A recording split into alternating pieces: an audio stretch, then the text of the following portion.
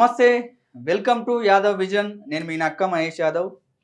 ఈరోజు దక్షిణ భారతదేశంలోని యాదవ రాజ్యాల గురించి తెలుసుకునే ప్రయత్నం చేద్దాం. కంటెంట్ ఎక్కువ మందికి రీచ్ కావాలంటే మా యొక్క ఛానల్ని లైక్ చేయండి, షేర్ చేయండి, సబ్స్క్రైబ్ చేయండి. చరిత్రలో యాదవులు, యాదవరాజులు, వారి రాజ్యాలను గురించి వివరించే ఆధారాలు అతి ప్రాచీన కాలం నుంచి మనకు లభిస్తూనే ఉన్నాయి. పురాణ ఇతిహాసాల కాలం అంటే రామాయణం, మహాభారతం కాలం నాటి నుంచి యాయాతి రాజు పెద్ద కుమారుడైన యదు సంతతి నుంచి ఆవిర్భవించిన చంద్రవంశ రాజులే యాదవులని మనకు తెలుస్తోంది. ఆనాది నుంచి భారతదేశంలో కొనసాగుతూ వస్తున్న రాజవంశ రాజులలో సూర్యవంశం, చంద్రవంశం రాజులు పేర్కొనదగిన వారు. సూర్యవంశ రాజులు అయోధ్య కేంద్రంగా, చంద్రవంశ రాజులైన యాదవులు మధుర, గుజరాత్, కతియవాడ్, ద్వారకా ప్రాంతాల నుంచి పాలక రాజవంశాలుగా అభివృద్ధిలోకి రావడం జరిగింది. యదు పెద్ద కుమారుడైన సహస్రజిత్, రెండవ కుమారుడైన కోస్త్రీల నుంచి యాదవులనే రెండు తెగలు, రాజవంశాలు ఆవిర్భవించడం జరిగింది. సహస్రజిత్ నుంచి వచ్చిన హెయ్యా యాదవులలో ముఖ్యుడు కార్తవీర్య అర్జునుడు. ఇతను జమదగ్ని ముని అంటే శివుని కుమార్తె రేణుకా ఎల్లమ్మ భర్త. అతని కుమారుడు పరశురాముడితో యుద్ధం చేయడం జరిగింది. కోస్త్రి నుంచి వచ్చిన యాదవులలో ముఖ్యులు చిత్రరథ, అతని కుమారుడు శశిబిందు.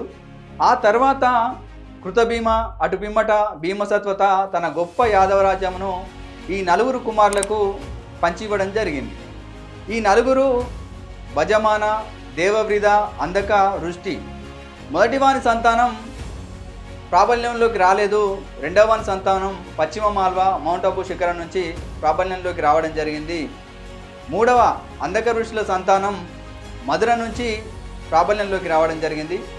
భీమసత్వత మూడవ కుమారుడు అందకుని సంతానమే ఈ ఉగ్రసేనుడు. అతని కుమారుడు కంసుడు. నాలుగవ చివరివాడైన వృష్టిలో సంతానమే వసుదేవుడు. వసుదేవుని కుమారుడు శ్రీకృష్ణుడు, బలరాముడు, సుభద్ర వాళ్ళ కుమార్తె. శ్రీకృష్ణుడు మధురానగర రాజైన కంసుడిని వరించి అతని కుమారుడిని అక్కడ రాజుగా ప్రతిష్ఠించి కొంతమంది యాదవులతో కలిసి పశ్చిమ తీరంలోని ద్వారకా నగరం వెళ్ళారని మనకు తెలుస్తోంది.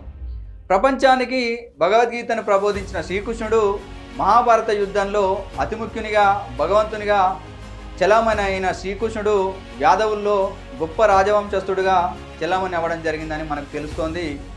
బత్తుల లక్ష్మయ్య గారు రాసిన రాజవంశ ప్రదీపిక పేజీ నెంబర్ 84-85 గ్రంథం ప్రకారం వాసుదేవ సుతుడైన శ్రీకృష్ణుడు, అతని పెద్ద కుమారుడు ప్రద్యుమ్నుడు, అతని కుమారుడు అనిరుద్ధుడు, అతని కుమారుడు వజ్ర అని.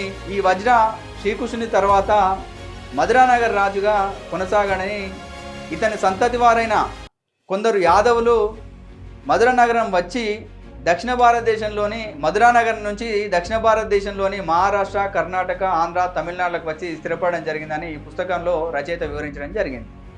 మండల్ కమిషన్ సమర్పించిన బీపీ మండల్ యాదవ్ కూడా యాదవులు శ్రీకృష్ణుని సంతతి వారని, అతని తర్వాత కొందరు యాదవులు మధుర నుంచి ద్వారకా నగరం, అక్కడి నుంచి దక్షిణ భారతదేశంలోని మహారాష్ట్ర, కర్ణాటక, ఆంధ్ర, తమిళనాడు విస్తరించారని బీపీ మండల్ గారు తెలపడం జరిగింది.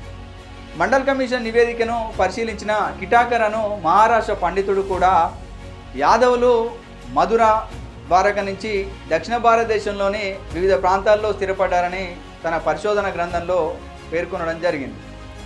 అలా విస్తరించిన యాదవులు మహారాష్ట్రలో యాదవులుగా, కర్ణాటకలో కురుబలుగా, యాదవులుగా, తమిళనాడులో విదాయన్లుగా పిలవడం జరుగుతుంది. యాదవులు మొట్టమొదట దక్షిణ భారతదేశంలో మాన్యకేట లేదా మాల్కేడ్ రాజధానిగా క్రీస్తు శకం 750 నుంచి 973 వరకు, అంటే దాదాపు 500 సంవత్సరాలకు పైగా అతిపెద్ద సామ్రాజ్యాన్ని స్థాపించి పరిపాలించడం జరిగిందని తెలుస్తోంది. రాష్ట్రకూట రాజులు దంతిదుర్వుడు, అతని కుమారుడు మొదటి కృష్ణుడు, అతని సంతతి వారైన గోవిందులు, ఇంద్రులు తాము శ్రీకృష్ణుని సమీప బంధువైన సత్యకి సంతానమైన యాదవ వంశం వారని ఆర్సి మజుందార్ చరిత్ర గ్రంథం ద్వారా చెప్పడం జరిగింది. ఆ తర్వాత దేవగిరిని రాజధానిగా చేసుకొని మహారాష్ట్ర, దక్కన్ భారతదేశాన్ని క్రీస్తు శకం 1175 నుంచి 1312 వరకు, అనగా సుమారు 150 ఏళ్ళు రాజపాలన చేసిన దేవగిరి యాదవరాజుల గురించి దాదాపు మేధావులందరికీ తెలిసిన విషయమే. దేవగిరి సామ్రాజ్య స్థాపకుడైన బిల్లముడు క్రీస్తు శకం 1175 నుంచి 1191 వరకు, అతని కుమారుడు జయతూగి క్రీస్తు శకం 1191 నుంచి 1210 వరకు పరిపాలించడం జరిగింది. ఈ యాదవ రాజైన జయతూగి ఓరుగల్లు కాకతీయులను ఓడించి గణపతి దేవుణ్ణి బంధించి అతని కుమార్తె రుద్రాంబను గణపతి దేవునికిచ్చి వివాహం చేయడం జరిగింది. వీరిద్దరి సంతానమే కాకతీయ రాణి రుద్రమదేవి. అంటే రుద్రమదేవి తల్లి యాదవ కులస్త్రాలు అని మనకు తెలుస్తోంది. జయతూగి తర్వాత సిమ్రుమున క్రీస్తు శకం 1210 నుంచి 1247 వరకు, ఆ తర్వాత కృష్ణ క్రీస్తు శకం 1247 నుంచి 1260 వరకు, మహాదేవుడు క్రీస్తు శకం 1260 నుంచి 1270 వరకు, రామచంద్రుడు క్రీస్తు శకం 1271 నుంచి 1311 వరకు, శంకరదేవుడు క్రీస్తు శకం 1311 నుంచి 1312 వరకు పరిపాలించడం జరిగింది. వీరి తర్వాత ఈ సామ్రాజ్యం ముస్లిం రాజైన అల్లావుద్దీన్ ఖిల్జీ సామ్రాజ్యంలోకి పోవడం జరిగింది. ఇదే కాలంలో కర్ణాటక ప్రాంతంలో హరితబేడు లేదా ద్వారసముద్రమును రాజధానిగా చేసుకొని పరిపాలించిన హోయసాలులు కూడా యాదవులే అని మజుందార్ తన చరిత్ర గ్రంథం ద్వారా తెలపడం జరిగింది. దేవగిరి యాదవ రాజులకు అదే సమకాలంలో ఓరుగల్లు రాజధానిగా పరిపాలన చేసిన కాకతీయ రాజులకు మధ్య ఎడతెగని వివాహ సంబంధాలు ఉన్నట్లు కాకతీయ చరిత్రను పరిశోధించి వ్యాసరచన చేసిన సివి పరబ్రహ్మశాస్త్రి గ్రంథం వల్ల మనకు తెలుస్తోంది. గణపతి దేవుడు కూడా యాదవరాజు అయిన జయతూగి కూతురు రుద్రాంబను వివాహం చేసుకోవడమే కాకుండా ఇతని చెల్లెలను కూడా యాదవులకు ఇచ్చి పెళ్లి చేయడం జరిగింది.